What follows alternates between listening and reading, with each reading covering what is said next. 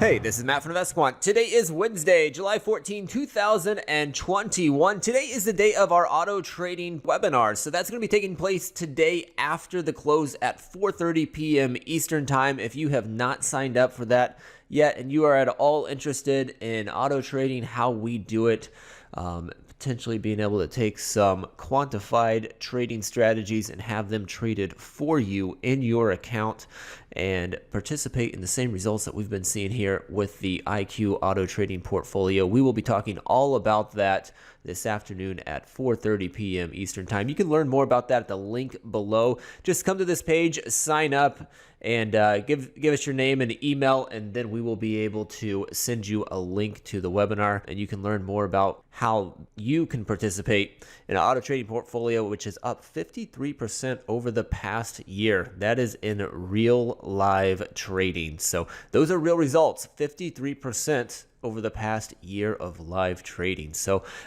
you can find out more about that today after the close at 4:30 p.m. Eastern Time. All right, let's hop into today's study for the Daily IQ. So yesterday, we saw the market take off to the upside. Early on, we ended up making new all-time highs, and then the market rolled over and closed down near the lows of the session. So kind of some unique price action there where we get a new all-time high but close at the lows. And that's exactly what we're going to be looking at this morning here in the Daily IQ. So let me go ahead and set this up. I've got all four instruments selected here. The setup's based upon entering the market long at the open of regular trading hours, which is 9:30 a.m. Eastern Time. The exit is set to 4:15 p.m. Eastern Time. Now, currently, we are trading higher in the overnight session, so I'm going to add that to this study. To do that, opening filters, click on gap up in the gap direction.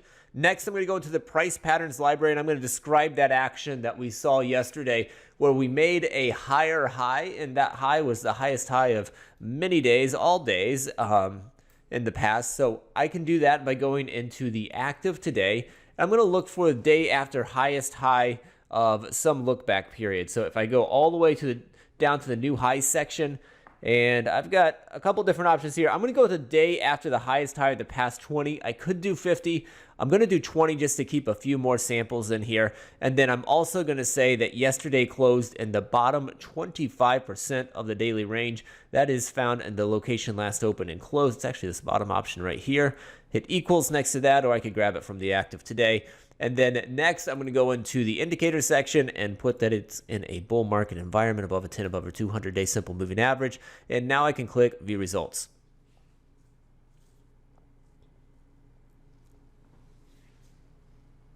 And here we go. These are the results based upon entering the market long at the open of regular trading hours, which is 9:30 a.m. Eastern Time, and exiting at 4:15 p.m. Eastern Time.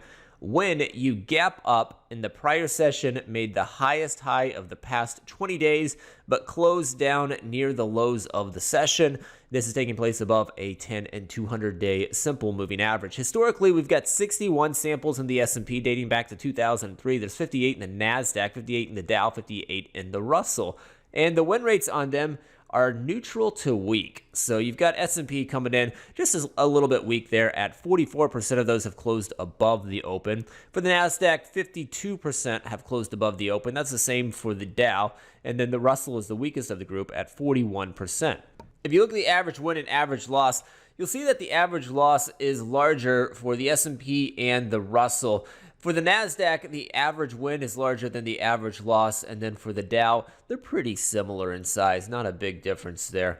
But historically speaking, this has been a pretty mixed pattern. I don't see a real strong bias, even though the S&P is a little bit weak, the Russell's a little bit weak. You know, we're not seeing all four instruments saying that this has just been an awful pattern historically. It's just kind of been mixed. And I looked at a few different things that are set up for today, and I saw a lot of mixed results like this. I did not see a ton of real consistent edges showing up. So I'm not seeing a strong edge here in this pattern, historically speaking.